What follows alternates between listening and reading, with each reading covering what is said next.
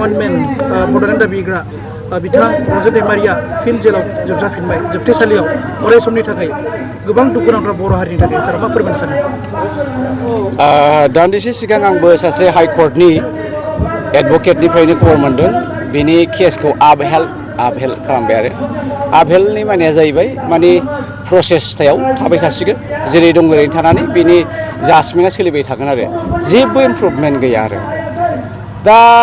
बे मोनसे एक्सुवेलि डिजाइनसो रन्जन नाब्लाखौ आंनि नोजोराव आरो रन्जन नाब्लाखौ जेलाव सोनानै दोनबाय थानाया दिनै मोनसे डिजाइनसो बेखौ एक नाम्बारावनो बै समावनो हगारनो हाखायोमोन जे बिथांनि सिगनेसार लानानै दिनै बर'नि थामथि गोरोबथाया जादों खुनु नियम गैया बाहाय नों सासे कनभिक्टआ बोरैहाय मोनसे मेमरेन्डाम अफ आन्डारस्टेन्डिं एसेबां गिदिर मोनसे बर' हारिनि सोरजि बावहाय बोरै बिनि सिगनेसारा बेलेट जानांगौ जाखो जाया दा बिथांमोना बावहायनो बिथांखौ हगारखानांगौमोन आरो बेनो फोरमान जायो जे बिथाङा दाय गैया रन्जन नाब्लाहा दिनै थोजासे दाय गैया बिथांखौ कारादण्ड जेलाव जोबनानै दोननो हानायनि दाय मोनाखै खिन्थु बिथांखौ दिनै आसाम सरकारा बिजेपि गभर्नमेन्टआ UPPL गभर्नमेन्टआ रन्जन नाब्लाखौ हगारनो गिनानै हगाराखै आं बेखौसो मोनदों दिनै नोंथांमोना नुबाय बनसुनि दिनै बे गिबि खेबनि सुबुं गमायाव गोबां हाजार मानसिफ्रा फैबाय दिनैबो बर' हारिया बे बड'लेण्डनि थाखाय गिलु गिरजाब थगायजाबाय दोखो आयौ गोबां रोखोमनि डायलगजों थगायजाबाय थेवब्लाबो बड'लेण्ड होनबानो गोसोआव मानोबा गाबखांनाय फैयो माबा दाबो थाबोबायदां माबा दाबो जायाखैदां होननानै बिथांमोना गिरजाब फैयो दा बेनो फोरमान जे रन्जन नाब्लाया फैनाय लोगो ओंखारबोनाय लोगो बबे खनानिफ्राय थंब्लाद बबे संगठना जोंबो नोंथांजों दं जोंबो नोंथांजों दं होननानै बिथांमोना बड'लेण्डखौ बिफिनखागोन बा माबा मोनसे पार्टि दागोन दा बेखौ गिनानै आसाम सरकारा लोहो अर्थात हिमन्त बिश्व शर्मा डाङरिया रन्जन डाङरिया भय करे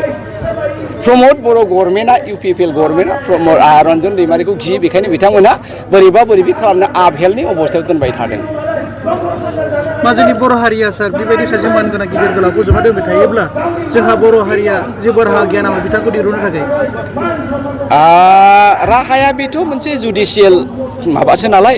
हाबाफारि बावहाय जोङो रायजो राजाया थांनानै जेल बुफायनानै माबा खालामनानै जोङो बेखौ बरननो हाया रायजो राजाया मोनसेल' जोङो खुद्रिनो हागोन बिथांनि जानानै जों आन्दलन खालामनो हागोन बिथांनि जानानै जोङो बुंनो हागोन आरो जों बुंनायनिख्रुइबो सबसे साबसिन प्रमदानो हायो UPPL गभर्नमेन्टआनो हायो बिथांमोननि लोगो सुक्तिखारि जायफ्रा सिगनेटरिफोर बिथांमोनानो होननो हायो जे रन्जन नाब्लाखौ for the greater interest of our accord नोंथांमोना हगाराबा जोङो रिजाइन होबाय जोंनो नाङा बे एग्रिमेन्टखौ जोङो फिन गोदानै बड'लेण्डजों गाबोननो अट'मेटिक रन्जन नाब्लाखौ हगारगोन अब्ला जोङो नोंथांमोना रन्जन नाब्लाखौ हगारनायाव जेबो प्रब्लेम गैया नामा mister Pramod Boro no I don't have mister Gobinda Basumatary no I don't have अब्ला रन्जना गाबोननो गयो सिम्पल नोंथांनि डिलिभारि स्पिचनि गेजेरजों जों खोनानो मोन्दों मानोना बड'लेण्डखौ दानायाव माखासे पपुलेसन क्राइटेरियाफोर फुलफिल खालामनांगौ जायो दा बिनि बेलायाव नोंथाङा माखासे 5 लाखसो गोदान जुलि जागोदान मानसिफोर बिदोंबा न'खर दाजेननाय बिदों बिनि सायाव मा बुङो गमामायैनो पपुलेसना जोङो मानसिफ्रा बारा सिरियास होआखै दिनैसिमबो बड'लेण्ड नामाकरनाव बड'लेण्ड जाया होननायफ्रा गासिबो जाथियानो होनबाय थादों बेनिखायनो जे बड'लेण्डआव बर' हारिया थोजासे गैया बे सासन खालामनो थाखाय आलादा बिसिनि नामाव रायजो होनो थाखाय बेयो एखे गां जेरावबो जाबाय थादों आरो बयनिबो बादायानो बेनो दा बेखौ नायोब्ला जोंनि लाइमोन बर'फ्रा आरो आङो खालि हाबा जागोदान बर' सेंग्रा सिख्लाखौल' बियाखै गासै बर'फ्रानो जायफ्रा फिसा खांबाय थादों बिथांमोनाबो खांनो हागोन साबा जोङो मेक्सिमाम लादे साबा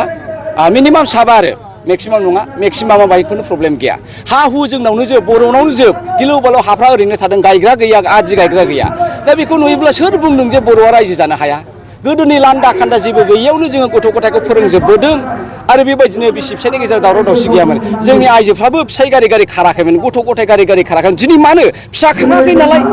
सासेल' गथ' खांबाय सानैल' गथ' खांबाय इनार्जि एसे इनटेक थाबाय मबाइल बायदिसिना थाबाय बायदिसिना टेम्पारेचार आनजाद फैबाय दा गथ' खाङैनिनो मेन खारनानो दिनै जोंनि समाजाव गुलाय गुजाय ओंखायनो आं लुबैयो जोंनि बर' हारिया बिदा फंबाय बिनानावमोना सिरिमोन हारिनि गोथार इन्टारेस्टआव जोंनि पपुलेसन नङाब्ला गाबोन समफोर बड'लेण्ड सोरजिनायावबो गोब्राब जागोन आरो आं होननाय बायदि जुदि 5 लाख जे गोदान जुलि जागोदाना जुदि साबा गथ' खांबा 10 बोसोरावनो बेसेबां जायो 25 लाख बर'आ जुदि पपुलेसन इमिडियेटलि बारायोबा इमिडियेटलि कमप्लिट डेम'ग्राफिया चेन्ज जायो सिम्पल फर्मुला गाबोन बड'लेण्डखौ भारत सरकारा होनो गोनां जागोन मोनसे सोंथि फैदों रायजो राजाफोरखौ मोजां खामानि मावनो हायाखै गोबां कुइसन खालामदों UPPLआ रायजो राजानि थाखाय मोजां सरकार जानो हाया UPPLआ रायजो राजानि थाखाय मोजां हाबा मावनो हाया बेनिखायनो प्रमद बुंनाय बायदि एबसुलि आन्दलन खालामनाय बायदि NDPनि आन्दलन खालामनाय बायदि एक्सन कमिटिनि जों ज'यै आन्दलन खालामनाय बायदि जेबायदि जों आसा खालामदोंमोन जों बेबायदि एकर्डखौ मोननो हायाखै दिनैनि एकर्डआ completely kind of puppet accord बे BTCआ जाहैबाय 6 शेड्युल खिन्थु दिनै 6 शेड्युलनि जेबो महर गैया नालाय प्रमदनि साननाय हनाया जेबो जाया बा सोरबा UPPLनि साननाय हनाया जेबो जाया दा बेखायनो आङो UPPL कमप्लिटलि एस UPPL बिथांमोना दिनै जेसेबां गेदेर गेदेर बाथ्रा बुंदों बेबायदि बिथांमोना डिलिभार खालामनो हाया जेसेबां बिथांमोना BJPनो लाय होगोन आरो BJPआ बर'फोरनि थाखाय मोजां मावा बे क्लियार खोथा खारन BJPआ ट्राइबेलफोरखौ मोजां मोना आरो ट्राइबेलफोरखौ लानानै मोनसे गेदेर हारि बिथांमोना दानो सानाखै खारन बिथांमोना बुंदों मोनसे राव बे मोनसे राव होनाय लोगो लोगो नोंनि फिसा फिसौ गासै हारिनि रावा ओरैनो जोबनानै थांगोन दा बिथांमोननि बिराद गिदिर मोनसे एजेन्डा दा बे एजेन्डा मथे बिथांमोना खारबाय थादों दिनै भारतनि संबिधानखौ बिथांमोना सोलाय सोल' खालामबाय थादों आरो सोलायगोनबो 24 जुदि देरहायोबा 26 27आवनो भारतआ मोनसे सेकुलारिजम हादोर जानो हाला दा बेफोर कमप्लिटलि डिजाइनखौ नायोबा दिनै बाहाय BTCआव स्टार्ट जाबाय दा बेखायनो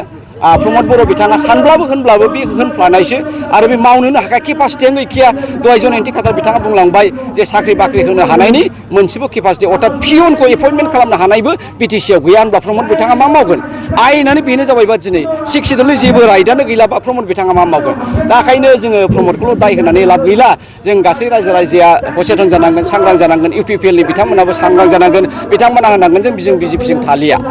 नांगौबा जों हाग्रामाजोंनो मिलायनानै जोङो गभर्नमेन्ट थागोन जा जाय जागोन गैखायाब्ला थेवब्लाबो बर' हारिया एसे सुरक्षित जागोन आं बेखौसो लुबैदों दिनैनि दिनाव दिनैनि दिनावबो 16टा डिपार्टमेन्टखौ लाङाखै होननानै ब्रा-ब्रायै बिथांमोना बुंबाय नङा बिथांमोना बे बाथ्राखौ होनबाय थादों DCआ जेबो पावार गैया दहाय सासे DC एक्स DC 60 बोसोर DC खालामनाय मानसिया बुंलांबाय जे DCनि नेक्स्टआव रावबो गैया डाइरेक्ट CM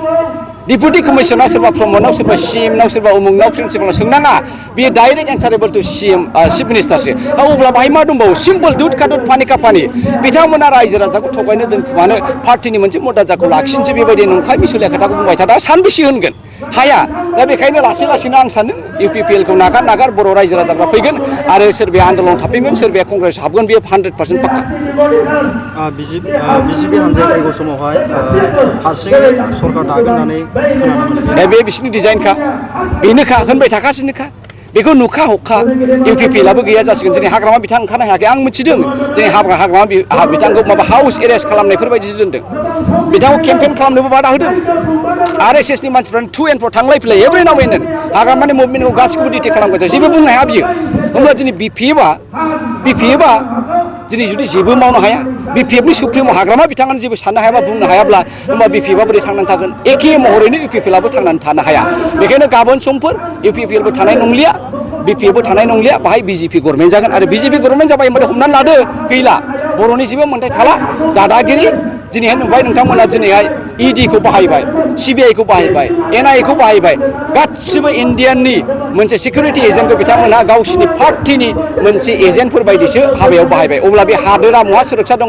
एन्टायार नेसनानो दिनै रैखाथि गैयाब्ला बे साधारन बे BTCखौ बिथांमोना फाजागोन नामा निस्सय फाजानाय नङा दिनै BJPआ UPPLखौबो BPFखौबो मोनसे जंगालखौनो गानहोनो नाजागासिनो आरो गानहोबायबो प्रमद बर'आ मानि लागि दामानि हाग्रामा बिथाङा मानि लागि दामानि आखिजों सासेखौ आगदाजों सासेखौ बे मोनसे जुंगालावनो गानहोनानै हालेवगासिनो दंखायो BJPआ BPF आरो UPPL मोननैखौबो कंग्रेसआ जोंहा बेनो कंग्रेसआ मालाबाबो बर' हारिनि एगेन्स्ट नङा कंग्रेसआ मालाबाबो बड'लेण्ड सोरजिनायनि एगेन्स्ट नङा कंग्रेस जाहैबाय रायजो राजाखौ लानानै नोंथांमोना दिनै नुबाय राहुल गान्धीया एखे कन्याकुमारि टु काश्मीर मोनसे पादयात्रा खालामदों बाहाय बे गासिबो रायजो राजाखौनो लोगो लादों गरिब दुखिया लेंग्रा बेंग्रा बेंगुरा हायथा बावनासा गासिखौबो लोगो लादों आरो बिथांमोननि गांनाय उखैनायखौ नायदों अब्ला बिथांमोना बे एसेबां बृहत बर' हारिनि बाथ्राखौ नायनाय नङा नामा नायगोन गगै साहाबनि सरकाराव दिनै हाग्रामाया राजा बायदि सासन खालामदोंमोन 6 शेड्युलनि पावारखौ बिथाङा एन्टेक लाखिनानै गभर्नमेन्ट दादोंमोन आरो सारा नर्थ इस्टआवनो मोनसेल' अट'नमास काउन्सिल बे जाहैबाय BTCमोन दिनै जै BJP फैनाय लोगो लोगो खोथोम कमप्लिटलि दिनै हिमन्तआ बेखौ सेनानै लाजोब्बाय आरो बर'आ दिनै पावाराव गैला BTC गभर्नमेन्ट नङा बियो BTR गभर्नमेन्ट नङा बरंसो बियो आसाम गभर्नमेन्टसो